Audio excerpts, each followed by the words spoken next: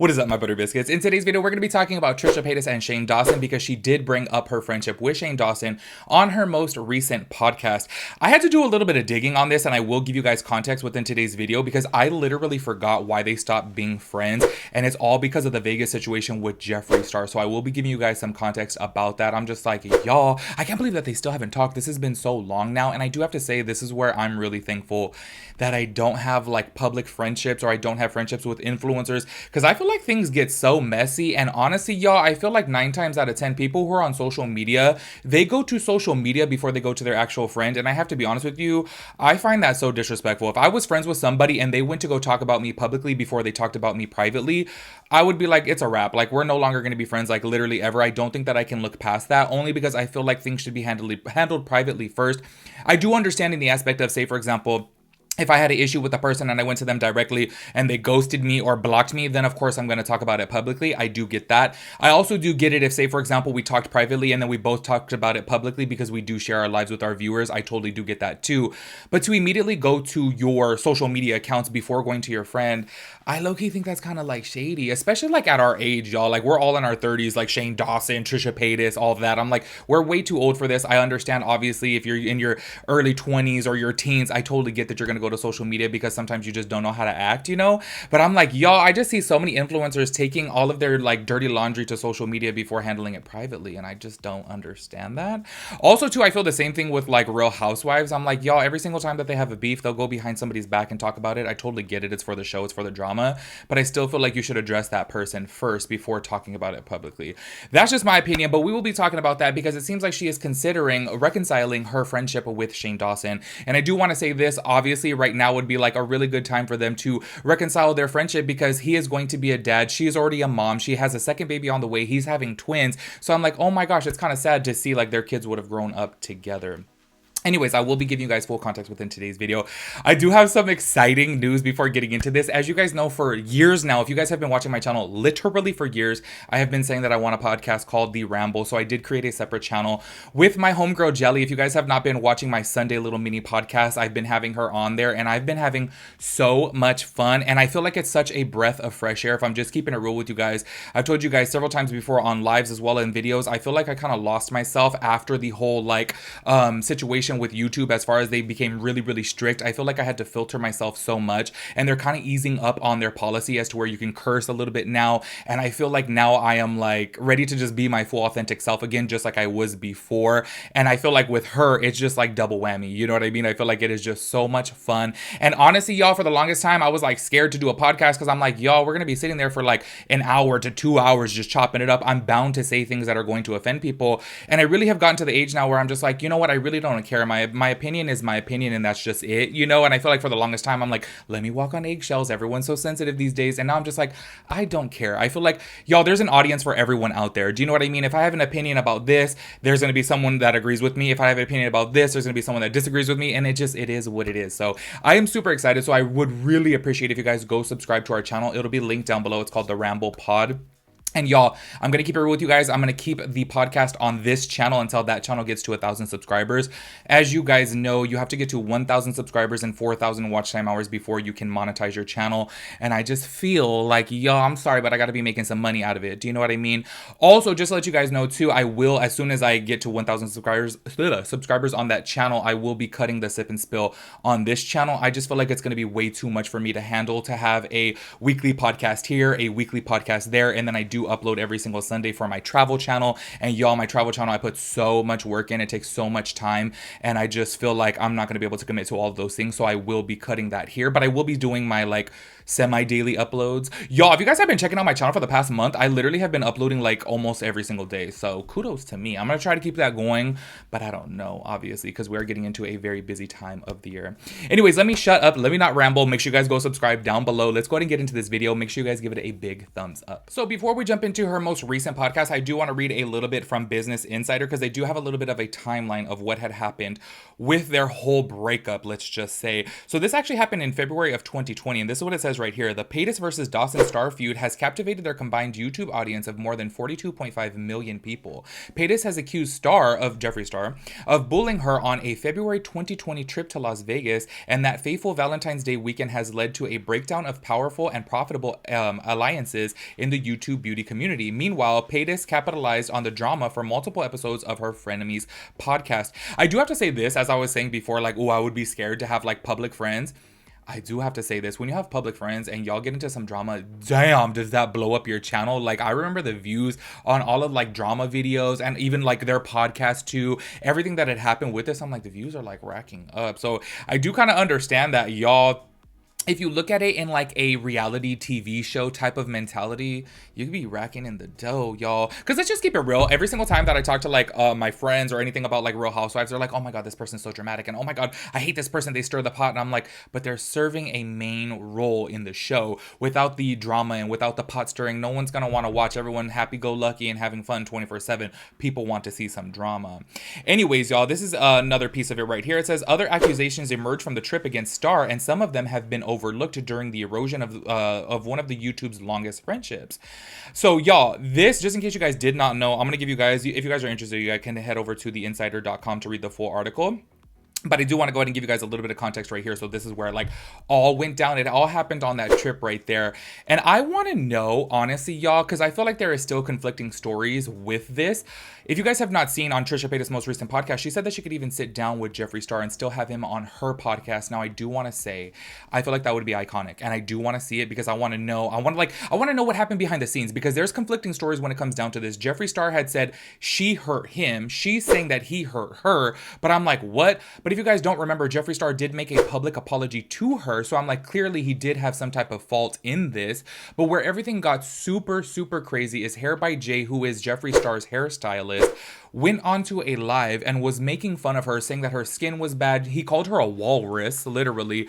And all during this time, Shane Dawson was friends with Jeffree Star.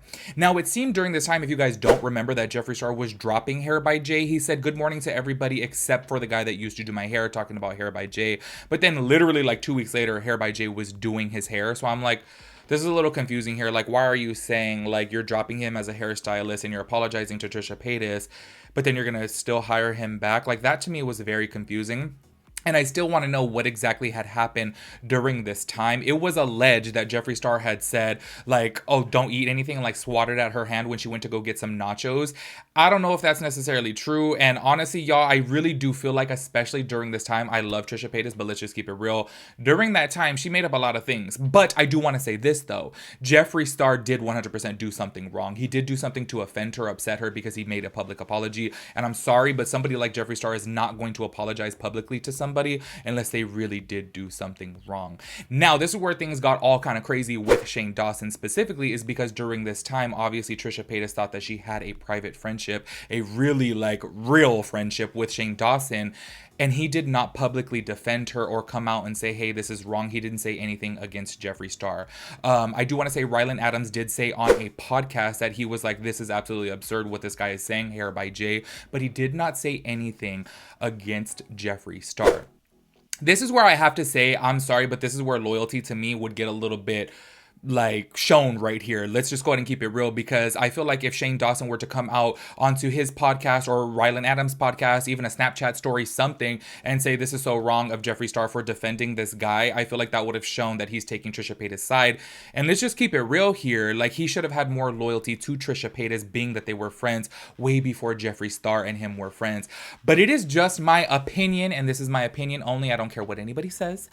I think that Shane Dawson is scared of Jeffree Star. Like, I really do. I think that he has seen the power of Jeffree Star and seen how rich he is. And let's keep it real. He's made millions of dollars off of Jeffree Star, and Jeffree Star does run Shane Dawson's merch line. So I think that he is really scared to cut those business ties with Jeffree Star. So that's why he would never speak out against him publicly. I don't know if he said something to him privately. I really do hope that he did. But I would think that he would reach out to Trisha Paytas and say, hey, I don't want to go against Jeffree Star. He is my business partner publicly, and I don't want to create any type of feud like that. But I did speak with him privately and say, hey, like, this wasn't cool that you did this or that. Do you know know what I mean? And I think that Trisha Paytas probably would have said something by now if he did reach out to her. But it's just my opinion that he is scared of Jeffree Star. I'm sorry, but I'm just like, why? I don't know. He just seems like he's like up his ass, if I'm keeping it real. And I do understand, obviously, he made millions off of the whole conspiracy collection. But anyways, I do want to go ahead and play a small clip from Trisha Paytas' most recent podcast so you can hear what she had to say about Shane Dawson. I loved Shane. I think for me, that was like the hardest because also my thing that ended like our friendship, I guess you could say, it wasn't really necessarily to do with Shane directly. So it's kind of like, it was just hard to like lose that. Cause there's the one person I never talked about was Shane. The one person who I thought will be in my life forever is Shane. The one person I was like, this person has my back, who really has loved me through all my cancellations, was like there for me, told me like everything's gonna be okay, was the first guest on my first solo podcast. Like just anytime I needed him in a vlog or anything, like he would like show up. So it's like that was like such a hard friendship. And I do think about this. I think about this a lot. I know for me, I literally could move past anything. Jeffree Star could sit here and like I would be fine. Like I would be fine. You know what I mean? Like there's certain things I don't forgive for sure. Certain people in my life, and I either just don't talk about them or like just cut it out completely. So as y'all can see from right there, it's kind of like she's teeter-tottering back and forth on like, maybe I will be friends with him again. Maybe I will talk to him. Maybe if he emails me, maybe if he reaches out to me. I do almost feel like the reason why she was talking about that publicly on her podcast is maybe because she is open to the idea of talking to Shane Dawson, but if he reaches out to her first, because obviously she still does feel hurt by him. I don't know, obviously, if they've had any type of communication privately, but I do think that this was like a little bit of an olive branch from Trisha Paytas reaching out to Shane Dawson, because obviously he's going to hear about this.